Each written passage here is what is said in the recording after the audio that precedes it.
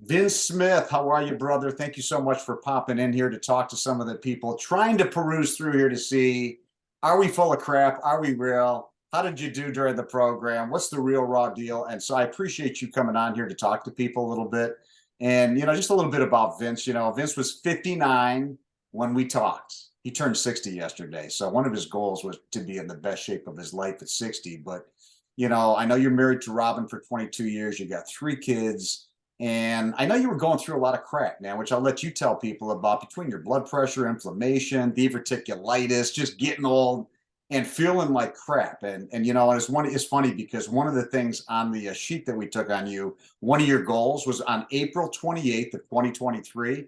You wanted to feel like the best ever because the 60th birthday was coming up. So these were just some of the things. So, with all that being said, tell everybody here a little bit, what were you struggling with before you and I had that first conversation, Vince? What were some of the things you were dealing with just at 59 that were like bumming you out? Well, there were so many factors involved in that. It wasn't just physical. A lot of the emotional stuff I went through, which I mean, we live in a fallen world today anyway. But like, I had lost my sister, I had lost my father. I wasn't in the greatest shape as it was anyway, because I had spent my life climbing ladders, toting windows, and I beat my body up. I ate at fast food restaurants for so many years, but the emotional end of everything kind of took a big toll on me. I found myself overeating. I found myself doing all the things that, just to get through the day. And my blood pressure was high. I ended up in the hospital with being diagnosed with diverticulitis. I Depression has set in, and it just got to a point where, and I thought about just not even wanting to be here so many times. But I also knew that, especially since my father had passed away, that I was the patriarch of this family, you know, and I couldn't seem, emotionally, it was getting me. It was a big burden to have, for one thing, but emotionally, it was getting me, and I didn't really know how to deal with it. So, through all that time period, I probably drank a little bit more than I should drink. I got diagnosed, like I said, with diverticulitis. Anything I ate, I hurt. My stomach, oh my goodness, my stomach got so big. It was just like, I felt unattractive. I felt like I was just a loser, and I didn't like my life the way it was. So just some of the pain points that I've had is just really my confidence went down. And I've always felt like when I was young, I was a pretty confident guy. I could talk to anybody, I could do those kind of things, but I lost every bit of confidence I had in myself. And honestly, I felt like a loser. I really did. And that's just not what I wanted for my life. Well, you know what? You and I chatted, and obviously we're talking about the fitness industry here, and the fitness industry is so tainted. There's so much crap about it. There's so much skepticism. So when you and I talked finally about all these things, what were some of the concerns you had before deciding to join Fit Dad Syndicate? Understand that you weren't the first person I talked to. Okay.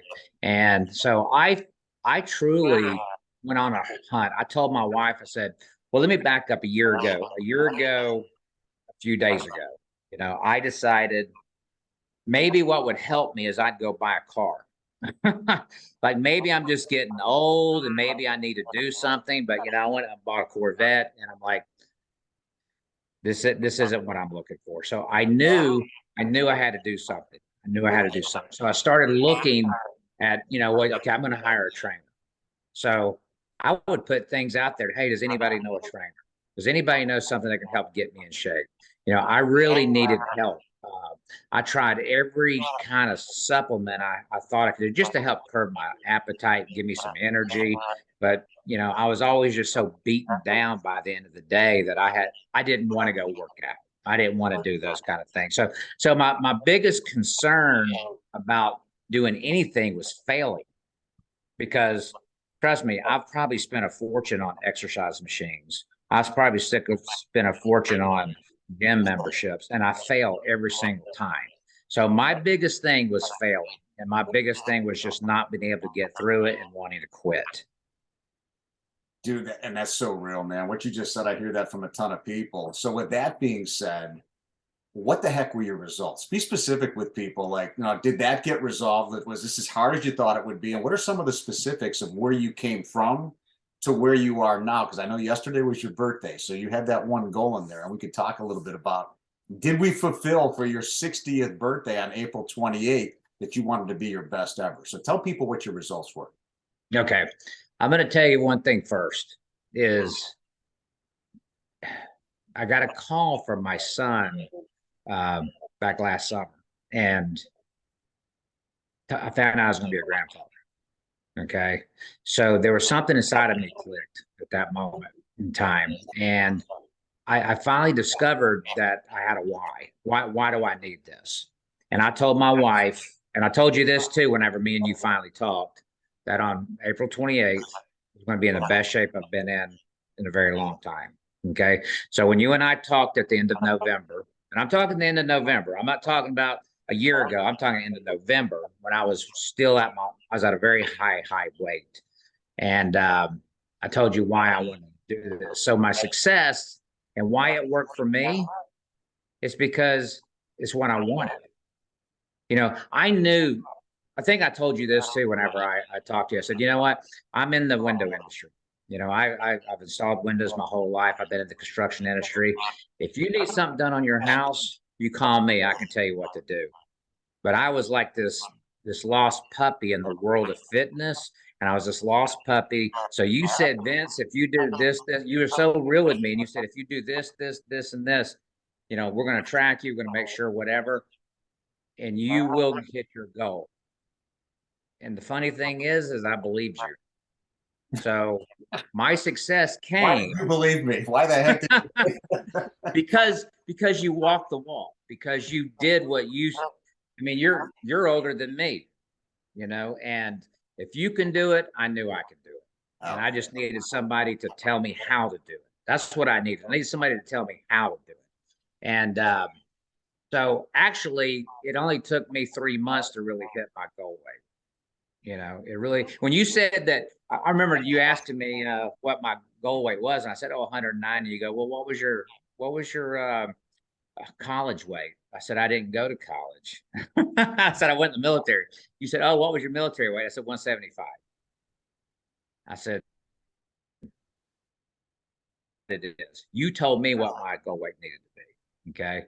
And I actually hit 179 in February. Which is pretty solid. Dude, you're 5'8", so give people perspective. You're 5'8". You were 50 years old. You came in here at 220. Where are you at today? I'm at 180.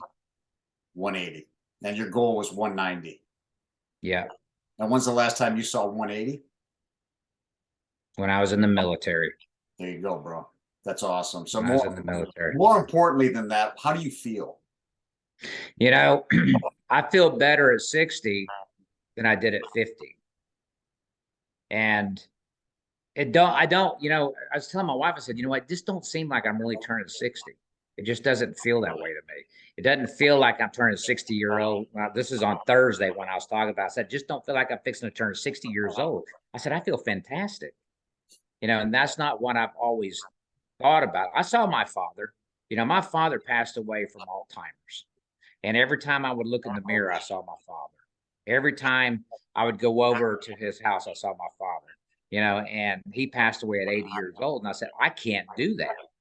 I have to do something different. I have to change.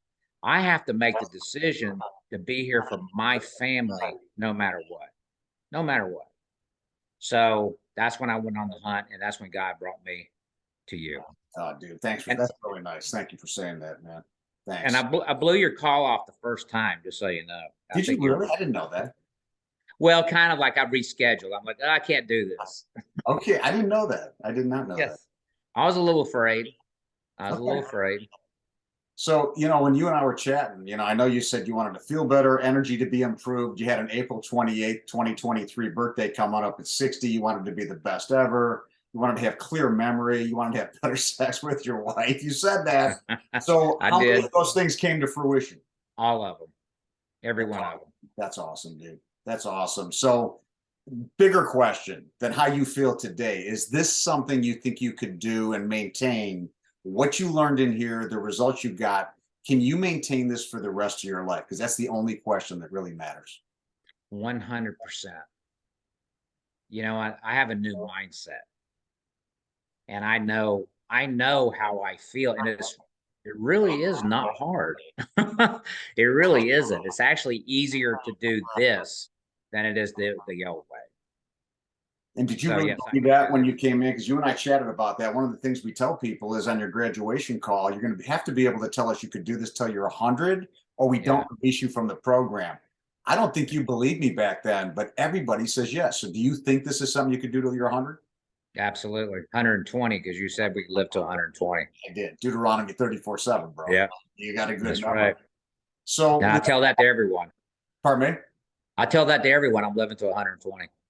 God willing, always God willing, it's his mission for us, but we do not want to be the ones that deface our bodies to the point where our mission's not completed because we hurt our bodies. And this is what everybody's doing, and it's a sad thing. So, and most people think it's too hard to do. The biggest thing I hear is I know what to do, I just need to do it. I need more discipline, I need more accountability. Biggest lie, people don't know what to do. And don't you tried a lot of crap, and that's not the case. So there's a lot of people watching this right now, Vince. They're kind of trying to decipher, is this BS? Is it the fitness industry? Is Vince real? What would you say to somebody that's sitting on the fence, kind of watching this thing at 2:30 in the morning, going, "Oh, I got a call with Chuck tomorrow," or maybe I want to schedule a call? What would you say to that person sitting on the fence, trying to figure out if this is something they should do or not? I think that you will regret it if you don't. I think you'll regret it if you don't. You know, when I sat here and I was making that decision, it wasn't just a decision for me. It was a decision for me and my wife. And my wife sat on in the background and listened to everything. She wasn't on the screen. But when I got off the call, she says, Vince, I think this is exactly what you need. Because she knew me deep down inside. She knew that this was something that I needed. Yeah. Okay. And it wasn't just that I needed it, she needed me to need this. And of course, I looked at her for it. But I would tell any man out there that there ain't enough money in the world. There's just not enough money in the world that can make me feel this good, to make me feel this good. It took me making the decision. It took me something more for family. And I say, men, be men, be there for your family. So don't pass it up. Well, dude, you walk the talk. So you know what? Your goal of wanting to have the best, and it's funny because it just happened to be yesterday. If you go on Facebook and look up Vince Smith, he's got a post and it shows him before and it shows after and it talks a little bit about it. So, dude, it's so awesome that we were able to be a part of that. We thank you for saying yes, because many people don't. They don't, and it's sad because there's a lot of people struggling out there. So I appreciate you being part of the community, and we're always here for you. So with that being said, if anybody wants to schedule a call with me, above me or below me somewhere, there's probably a link.